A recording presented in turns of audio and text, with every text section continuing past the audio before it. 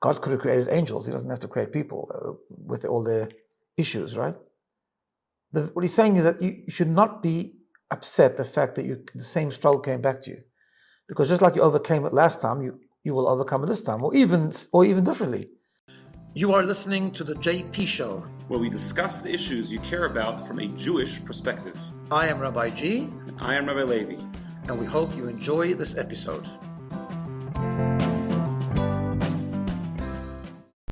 Welcome to another JP Show. I'm here with Rabbi Levi. We are a week after last show, and I hope you can enjoy this one. Wherever you are, please subscribe or leave a rating and a review.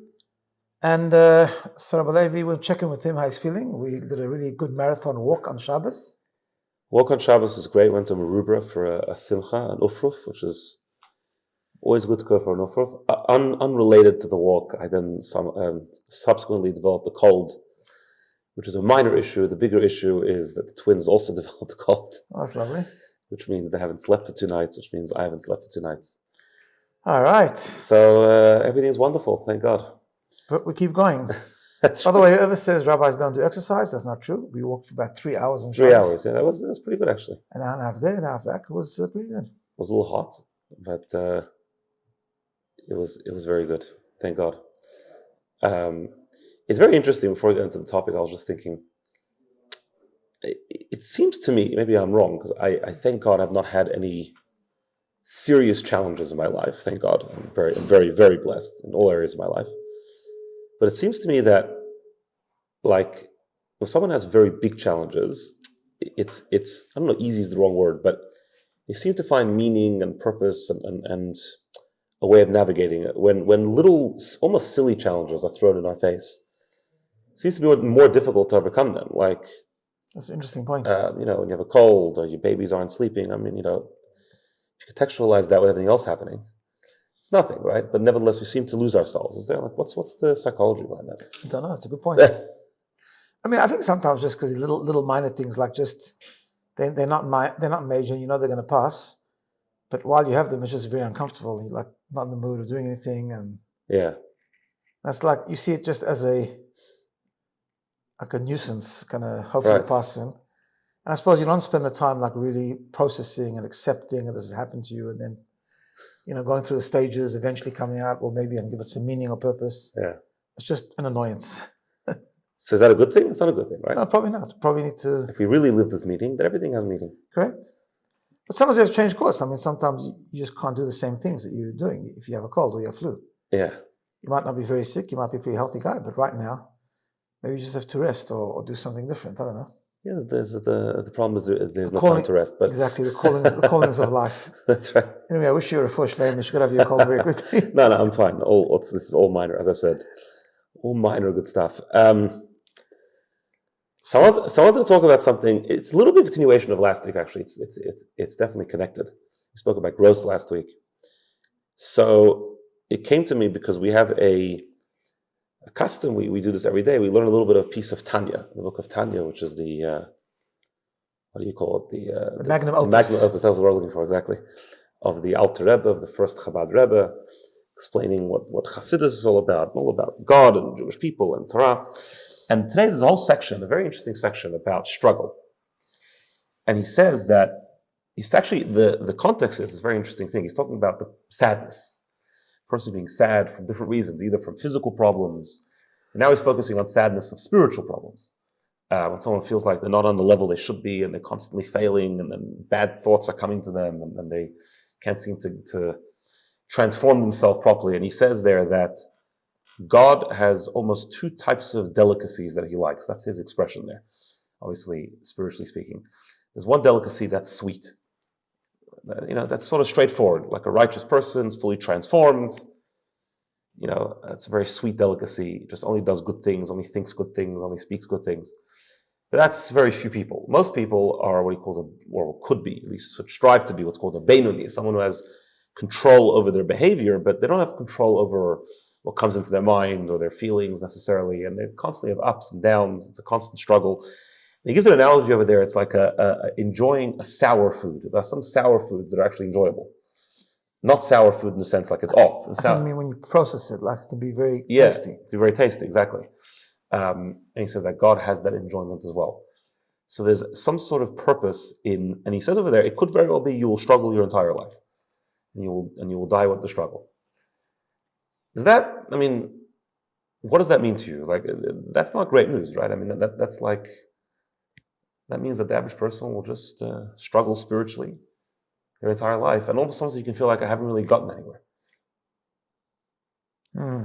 It's a very broad question, I know. Yeah, I understand. Yeah, but you see, so on the surface, it is bad news. On the surface means, like, why should we struggle continuously, right? I mean, why can't we achieve something? So first of all, I'm not sure it means, there's a couple of things to bear in mind here. First of all, it's also, by being very daunting, it's also very, very comforting, right? Because sometimes people have temptation, or they have, I don't know, negative thoughts, or they want to get angry with someone, or they want to be nasty to someone, or something like that, right? Then they overcome it, right? And okay, they control themselves, so they speak nicely to the person, they're respectful, or they have temptation not to do a particular mitzvah, but they do it anyway, or temptation to do something God doesn't want, and they refrain from it, and then they find themselves having the same struggle next week, same temptation, right? So I think the point there is that don't be upset, because the purpose is overcoming the struggle. That's the purpose. There's something very, very special. In fact, growth comes through overcoming struggle. That's what growth comes from. Growth comes with growth pains. And that means that you struggle because the very idea that you're able to continuously overcome your temptations and your indulgences and your will to do something wrong or immoral, whatever the case is, that makes a strong person, right? In other words, the purpose of life is not just to be always perfect the whole time and never want to do anything wrong, because then God could have created angels. He doesn't have to create people with all their issues, right? What he's saying is that you should not be upset the fact that the same struggle came back to you, because just like you overcame it last time, you will overcome it this time, or even differently. Just because you came it 2 weeks ago, and last week you didn't overcome it, and you failed. First of all, when you overcame it the first time, that every good thing a person does is eternal. And second of all, the struggle is back now for you to overcome it. Yeah. And you have the opportunity all the time. There's the opportunity always to overcome the struggle. Number one. Number two, I think it's also important to understand what he's saying is that the average person will struggle all his life. It doesn't mean, however, I think, they will always have the same struggle. Right. Because he does say elsewhere in Tanya about that sometimes when you repeat something many times, it becomes part of your nature. You actually just learned that in the Rambam as well. Correct. So in other words, but there will be different struggles. In other words, every time you've now mastered a certain skill. So let's say you've mastered patience. I mean, I don't know if too many people have mastered patience, but let's say you become a very, very patient person. You will have other struggles, because such is the nature of life. That is what the process of living in this world is, to overcome that. The journey is as important as the thing itself. In other words, the journey of overcoming the struggle, having the temptation, fighting with it, knowing that you fundamentally have responsibility and that you can take responsibility and that you can have free choice. You can choose your reaction to something or choose your actions. That in itself is an amazing ability of the human being. And each time you do that, you've accomplished something amazing. Like the Zohar says, it's brought in Tanya and other places, the Zohar says that whenever a person subjugates his evil temptations and he overcomes it and breaks it and doesn't do what's wrong, there's this like powerful, amazing revelation of God throughout all the worlds. Just the very fact. Every time, the language used there in Tanya is hold the chiyah. Every time you push away the Yetzer Hara, the evil inclination, just a little bit. In other words, every time you work hard, that in itself is just amazing. Even if you have to work hard on the same thing next week, or maybe the goalpost shift, you have different temptations, whatever the case is. But every time you work hard, that's the purpose. The purpose is to refine yourself, to constantly refine yourself, to constantly improve. And that comes with hard work and growth. So how does that bring joy, though? I think he's trying to say the person should have some level of simcha, some level of joy. What's the joy coming from? Is it coming from the fact that it overcame? Is the contrary. That's the ultimate joy, because you don't get joy out of having an easy life. That's not. Get joy out of let's not confuse joy with pleasure, right? Right. It is not always so pleasurable to fight the fight, but it's purposeful. And when you live for a higher purpose and you're always striving to be higher, and therefore you have to struggle with your animalistic tendencies in order to strive higher, that's a life of purpose. That brings the ultimate joy. That I'm able to do this, that God gave me the strength to do this, God gave me the ability to do this. And by doing it, I'm connecting to something higher than myself. I'm connecting to God, to godliness, and morality, and all the good things that comes from God. Right. That in itself is purposeful. I'm trying to formulate this question. Is there like a baseline of victory that a person is supposed to have? Meaning, like, how do you differentiate between someone who's dysfunctional and someone who's struggling? Does it make sense? Like, if someone's dysfunctional and just everything's a struggle, like just getting up in the morning is a struggle and going to work is a struggle and they're like just going through life like that. Is that what he's talking about there? No, I don't think so. I mean, there's a baseline functionality of normal human beings, responsibility, working. I mean, some people, I don't think when we talk about laziness or temptation to get angry or things like that, we're talking about someone who has a pathology of these things. In other words, someone who's completely dysfunctional. I don't think that's what we're talking about. Mm. In fact, I think when he's talking about Netanya, he's talking about a reasonably healthy human being. And a reasonably healthy human being will have struggle. There are days you're just tired. You don't want to get up in the morning to do the right thing. And there are times people irritate you and you want to... And then everyone has the area of focus, the area of struggle, the area of personality, the deficiencies. But otherwise, we're talking about a person who's even reasonably functional, but has struggles, as we always do, as we all do. The victory, however, is overcoming the struggle. Each time we overcome a struggle, that's a win. Right.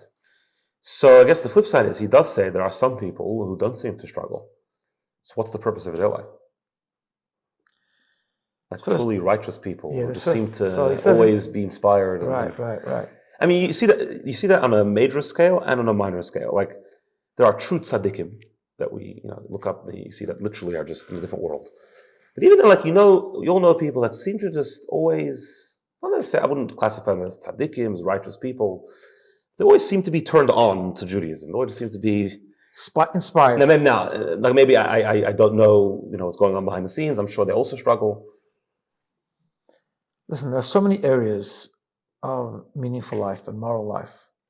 You don't know what someone's struggling with. Everyone has some struggle. In terms of people who are tzaddikim and don't have a struggle at all, as explains there in Tanya, they have a different function. First of all, there's only a few of them in the world at a time. That's what he says, yeah. He says every generation there's a couple of them. They also have hard work because they grow within the spiritual realm itself. In other words, it's a different form of growth.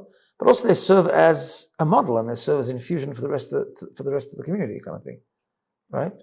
And you have to have them. But the masses are not like that. The masses are people who have to work hard. Right. They also have to work hard in different contexts, but the working hard to overcome struggle, that's not what they have. So that's different. Yeah. In terms of getting inspired from other people, right? So if someone struggles in a particular area, is it better to talk to someone who has the same struggle as you, or is it better to talk to someone who actually doesn't struggle in your area? Is it better to have someone who actually understands your struggle, or is it better to get mentored by someone who either had it in the past and grew out of it, but let's say he didn't even have it, what's a better source of inspiration? That's a fascinating question. Yeah, I think it's a very interesting question. I think people talk about this often about, I don't want to go speak to that person, you won't understand. Even let's say someone, let's give you even not a Judaism example, but even just if someone comes to you and asks you for, they're struggling in their marriage, let's say, right? Every marriage is up and downs, but you're most married, almost 40 years by now? Where are we holding now? Getting there. Next year. I've had a good marriage for 40 years. Maybe someone could say, what do you have to say about it? You never really struggled in your marriage, so you don't know. Is that a correct objection? Is that... So, it's such a fascinating question. I think it's a different type of mentorship. It's a different type of consultation. I think both are important, actually. Because we find, when people go through just life struggles, whether it's infertility or other illnesses, whatever the case is, we find very effective support groups where people support each other. And there's this concept when people are together and connect with each other. They get each other. They get each other, they support each other. But there's something missing. Because sometimes, and this is I think the part that people don't understand sometimes, I think that's very important and should happen, but it's also merit in talking to someone that has empathy, will listen, will try to understand where you're coming from, although won't get it completely, but can offer support in a way where sometimes you need to get support from a place that is not struggling, a place that is outside of that struggle. Right. Because sometimes that advice or that support is not tainted by the struggle. And the person has to be big enough to say, I'm going to ask someone who doesn't have that struggle so that I can, there's an expression in the Talmud about, receive the truth from whatever it comes, right? So in other words, sometimes a person can say something to someone and encourage them and push them out of their struggle a bit because they haven't struggled. But they're still empathetic. In other words, they're not dismissive of the person. Right, that's yeah. But they're in a place where they can say this because, I've said that to people before, I'm telling you that because I don't understand it. And that's why I'm telling you, but it's the truth nevertheless, right? And I guess it comes from a perspective that there is objective truth. Correct. Right? If everything's subjective, then no one like you tell me what to do. You're not going through what I'm going through. But if there's something objective, it's easier to access the objective. Right. You're not subjectively sometimes the objective truth can remain in a more pure way. Yeah.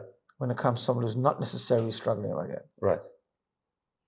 I mean, two expressions from our sages come to mind. One of them is Ein Chavul Shmateres Atzmo Beis Asur, which means someone who's enchained can't free themselves from prison. You need someone who's not in the prison to come. Correct. But another one also in Pirkei Avot, it says a person should make for themselves a mentor and acquire a friend. And maybe those two things are like match those two things. Like a friend is someone more who's going through the same thing as you, like can actually have the same language as you. Can really get you. But a Rav, someone a mentor, someone who's more above. It's more of like an above-below relationship. I mean, it has to be, of course, a person that has empathy, that gets you generally, knows you, and also maybe has experience. It's like general life experience, not.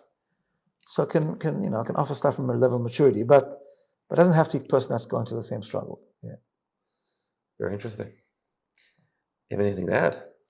No, I think it's a fascinating discussion, actually. No, I think the comforting thing with all this is the inspiring thing. All this is that struggle is not a bad thing. Yeah. Meaning, when I say that, internal struggles. Obviously, we hope that, and this is also something to think about, right? We have two kinds of struggle. We have struggles that come from without, illness, whatever the case is. And then there's internal struggles, struggles of personality or spiritual, even emotional struggles or personality struggles. So the good news is those struggles are not bad. Everyone has them, and that's actually a normal part of life. Yeah. And if you, like a person put themselves down, I'm so bad because I had a thought of of being very rude to someone. That just means you're a normal person. Yeah. Now your opportunity is that you can overcome it and you can grow with that. It's great. All right. Okay, see you all next week. Absolutely.